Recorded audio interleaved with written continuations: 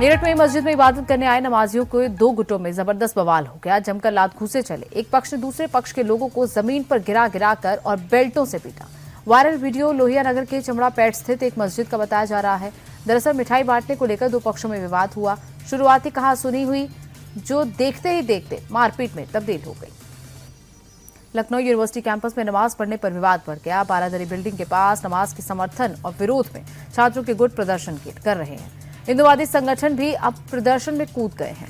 बारादरी building के पास हनुमान चालीसा का पाठ किया। पुलिस ने कुछ छात्रों को हिरासत में भी लिया है, तो वहीं मजिस्ट्रेट ने 13 छात्रों को नोटिस जारी किया।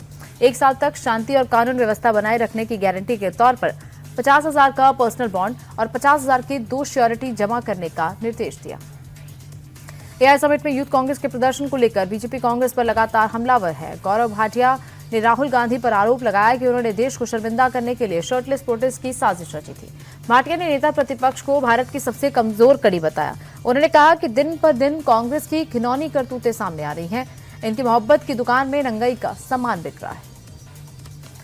एक और एआई समिट में यूथ कांग्रेस के प्रदर्शन पर थू-थू हो रही है, तो दूसरी ओर राहुल गांधी इसे बिल्कुल सही बता रहे हैं। राहुल ने कहा कि मुझे युवा कांग्रेस के अपने बब्बर शेर साथियों पर गर्व है, जिन्होंने कॉम्प्रोमाइज्ड पीएम के खिलाफ निडर होकर देश के हित में आवाज उठाई है। गिरफ्तार तानाशाही प्रवृत्ति और कायरता का प्रमाण है। सत्ता को सच का आईना दिखाना अपराध नहीं बल्कि देशभक्ति है। हम अपने साथियों के साथ खड़े हैं। डरो मत, सच्चा संविधान हमारे साथ है। एआई समिट में यूथ कांग्रेस के शर्टलेस प्रदर्शन के मामले में दिल्ली पुलिस का एक्शन जारी है। पुलिस ने यूथ कांग्रेस के राष्ट्रीय अध्यक्ष उदय भान छिब को गिरफ्तार कर पटियाला हाउस कोर्ट में पेश किया, जहां कोर्ट ने उन्हें 4 दिन की पुलिस रिमांड में भेजा है। हालांकि पुलिस ने पूछताछ के लिए 7 दिन की रिमांड मांगी थी, लेकिन कोर्ट ने 4 दिन की ही रिमांड दी है। उदय भान छिब की गिरफ्तारी को लेकर कांग्रेस ने असंवैधानिक बताया। कांग्रेस ने ट्वीट कर कहा कि संविधान ने हर नागरिक को विरोध करने का अधिकार दिया है, लेकिन पीएम मोदी इस अधिकार को ही छीन लेना चाहते हैं। कांग्रेस इन हथकंडों से डरने वाली नहीं है। इस जनता की आवाज उठाते रहेंगे, उनके लिए लड़ते रहेंगे। वहीं बीजेपी ने गिरफ्तारी को सही ठहराया। उन्होंने कहा कि कांग्रेस ने एआई समिट में प्रदर्शन कर देश को बदनाम और शर्मसार किया। अमेरिका से ट्रेड डील के मुद्दे पर कांग्रेस ने सरकार के खिलाफ मोर्चा खोल दिया है। भोपाल से लेकर चंडीगढ़ तक प्रोटेस्ट चल रहा है। चंडीगढ़ में कांग्रेस के विधायकों ने एमएलए हॉस्टल से हरियाणा विधानसभा तक पैदल मार्च निकाला। पैदल मार्च के विधानसभा पहुंचने के बाद कांग्रेस विधायकों ने धरना दिया। बीजेपी सरकार के खिलाफ नारेबाजी की। कांग्रेस विधायकों के इस मार्च की अगुवाई पूर्व सीएम भूपेंद्र सिंह हुड्डा ने की। पश्चिम बंगाल एसआईआर मामले में सुप्रीम कोर्ट में सुनवाई हुई। वोटर लिस्ट की जांच को लेकर कोर्ट ने बड़ा फैसला दिया। अब इसकी जांच में बंगाल के साथ साथ ओडिशा और झारखंड के जज भी शामिल होंगे, ताकि जांच जल्द से जल्द पूरी हो सके। कोर्ट ने 28 फरवरी तक फाइनल लिस्ट जारी करने का आदेश दिया है। साथ ही 10वीं का सर्टिफिकेट, आधार जैसे दस्तावेजों को भी मान्य किया गया है।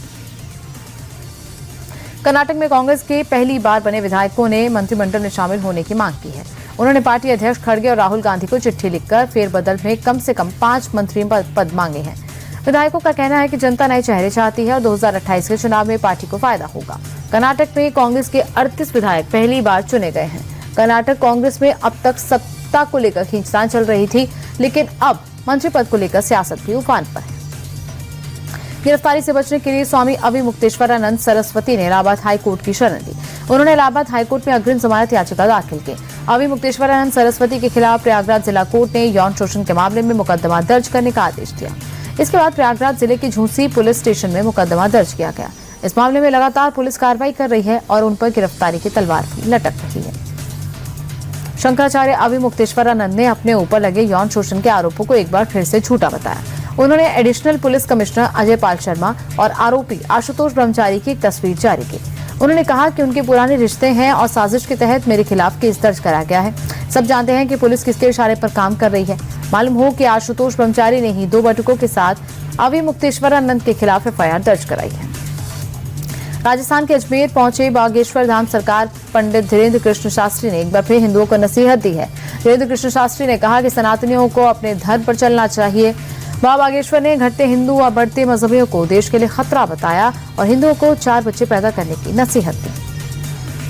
आईडीएफसी फर्स्ट बैंक में 590 करोड़ रुपए का बैंक फ्रॉड सामने आया। मार्केट में बैंक फ्रॉड की खबर के बाद से हड़कंप मचा है। खबर आने के बाद बैंक के शेयर में भारी गिरावट आई, जिससे निवेशकों को कई हजार करोड़ रुपए का नुकसान हुआ। दरअसल हरियाणा सरकार ने बैंक बैलेंस और अकाउंट रिकॉर्ड में दिखाई गई रकम के बीच अंतर की शिकायत दर्ज कराई।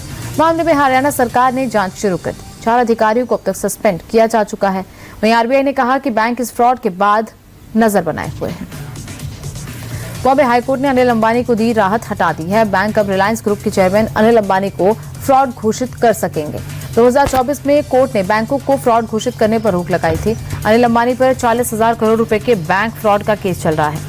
वहीं अनिल अंबानी ने कोर्ट को भरोसा दिलाया था कि वो बिना इजाजत के देश नहीं छोड़ेंगे। उन्होंने कहा कि वो सरकारी एजेंसियों के साथ जांच में पूरा सहयोग करेंगे। भारत सरकार के श्रम और रोजगार मंत्रालय ने बड़ा ऐलान किया है। सरकार 7 लाख से ज्यादा इनएक्टिव पीएफ खातों में जमा पैसों को वापस लौटाएगी। इन खातों में 30 करोड़ 52 लाख रुपए जमा है। सरकार के मुताबिक इन खातों में 1000 या उससे भी कम की राशि जमा है। सरकार इन पैसों को धारकों को वापस करेगी। वहीं जिन अकाउंट होल्डर्स की मृत्यु हो चुकी है उनके पैसे नॉमिनी को दिए जाएंगे। संबंधित बैंक खातों में सरकार जल्द ही पैसा ट्रांसफर करना शुरू करेगी।